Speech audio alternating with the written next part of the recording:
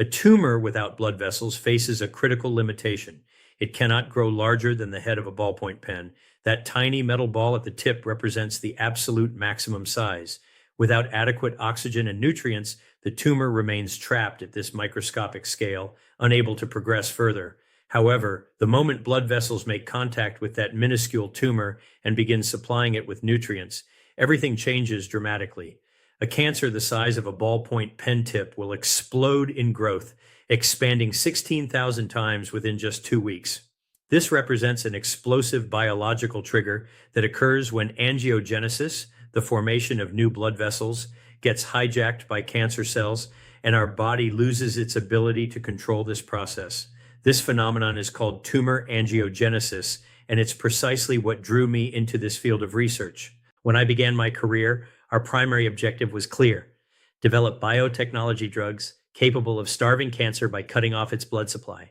We succeeded in that mission, and today, anti-angiogenic therapy has become one of the main pillars of modern cancer treatment. But here's where the story becomes truly exciting. When we applied the same testing methods used to develop these pharmaceutical drugs to natural foods, we discovered something remarkable. There are more than 100 foods that can actually starve cancers in the same way our drugs do. Back when I first entered this field, we had established a sophisticated test system for evaluating cancer drugs that could starve tumors by cutting off their blood supply. One day, I decided to try something unconventional. I added some green tea to our testing system. The results were absolutely shocking. The green tea polyphenols demonstrated extraordinary effectiveness in stopping the blood vessels that were feeding the cancer.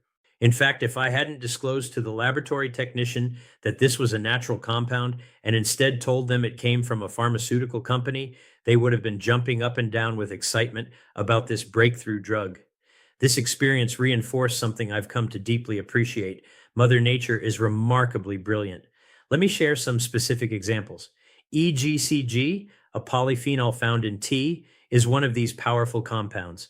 Resveratrol, which you'll find in red wine, is another incredibly potent anti-angiogenic substance.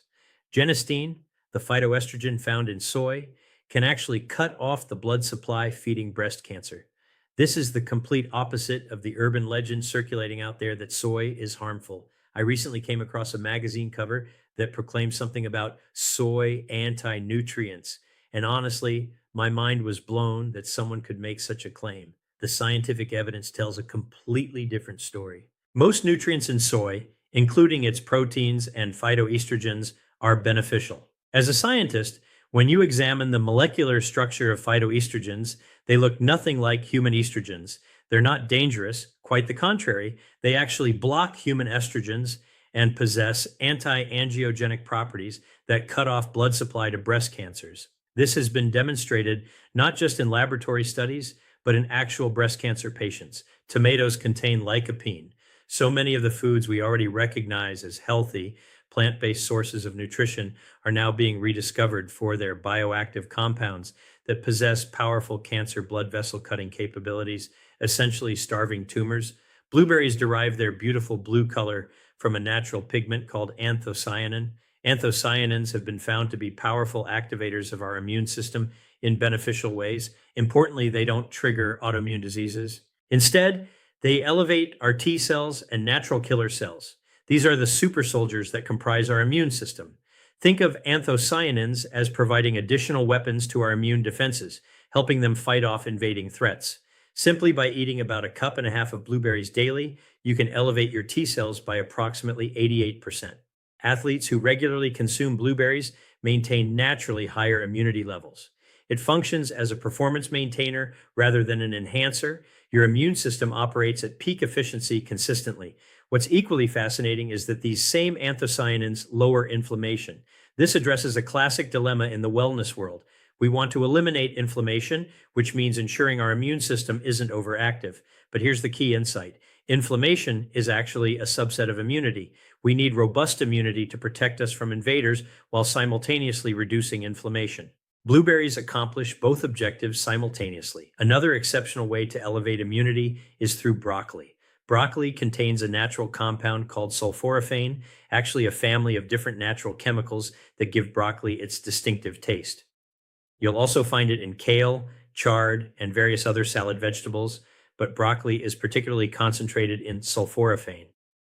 Research has demonstrated that you can boost your T cells, those super soldiers of your immune system, simply by eating broccoli. But let me share a professional tip and a little hack with you. If you want to maximize what you get from broccoli, eat the whole vegetable, both the florets and stems. The tree like tops are beneficial, but here's the secret: the stems contain twice as much sulforaphane. Don't discard the stems when cooking. If you prefer not to saute them, there are numerous recipes that utilize stems. Blend them into soup. A broccoli and oregano soup with some vegetable stock is absolutely delicious and an excellent way to consume more sulforaphane. But if you really want to maximize your broccoli sulforaphane intake, eat broccoli sprouts. These are the 3 to 4 day old baby broccoli plants. It turns out that broccoli sprouts contain 100 times more sulforaphane than mature broccoli. Studies have examined people receiving the flu vaccine, healthy 20-year-olds getting their standard flu shot. Researchers found that when you administer the flu vaccine alongside a shake made from broccoli sprouts, you can amplify the immune response by 22 times. This dramatically boosts your immune system without triggering inflammation. Like most people, when someone tells me not to do something, my brain immediately thinks, well, maybe I'll try it one more time. This is fundamental human nature, how we respond when someone tries to take something away from us. Human nature abhors deprivation. I've always believed that most of us want to have our cake and eat it too. When I was caring for patients and counseling them, rather than telling them to remove things from their diet, which is easy to do, and there are plenty of people out there doing exactly that, I took a different approach. Fear, guilt, and shame are traditionally the building blocks of nutritional counseling, and it makes people feel terrible when someone essentially calls them a bad person for eating junk food. What I try to do is empower people.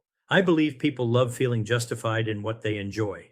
In my book, I write about 200 foods that activate the body's health defense systems, and I used to challenge readers, I dare you to find nothing you like among these 200 foods.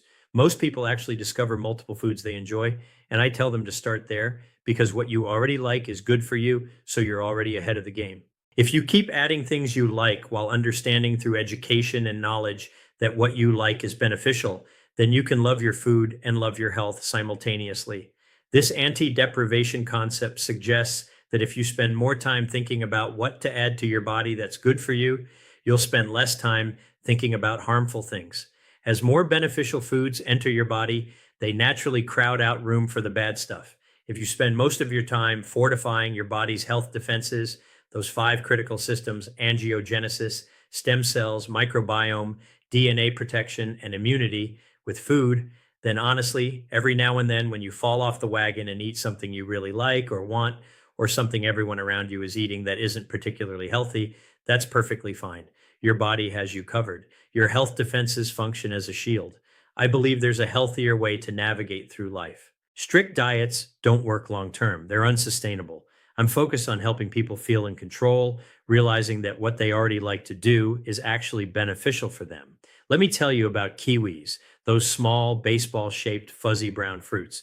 When you cut them open, they reveal beautiful green flesh with a starburst pattern of seeds inside. I always liked kiwi, but I never ate them regularly until I started researching them. Kiwi is genuinely amazing.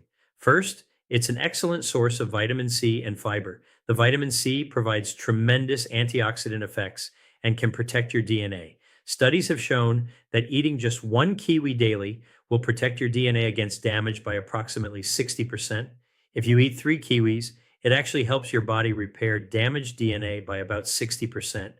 Here's something simple that you can peel, cut up, and add to yogurt or eat plain.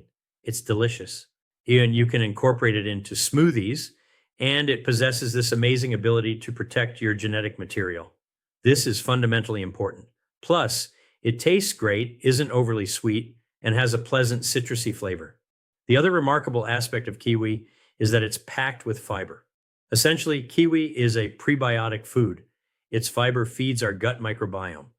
Studies conducted in Singapore have demonstrated that eating just 1 kiwi will begin changing your gut microbiome overnight, favoring healthier bacterial species. I always tell people, once I share this information with you and you try a kiwi, you can't unlearn what I've told you. Every time you see a kiwi, you'll think, I know there's something beneficial about this fruit. And if you remember what that benefit is, that's exactly what I'm trying to accomplish. Teaching people to make great choices is second nature. This is the power of food as medicine, not deprivation, but addition, not guilt, but empowerment. By understanding how foods work with our body's natural defense systems, we can make choices that support both our health and our enjoyment of eating.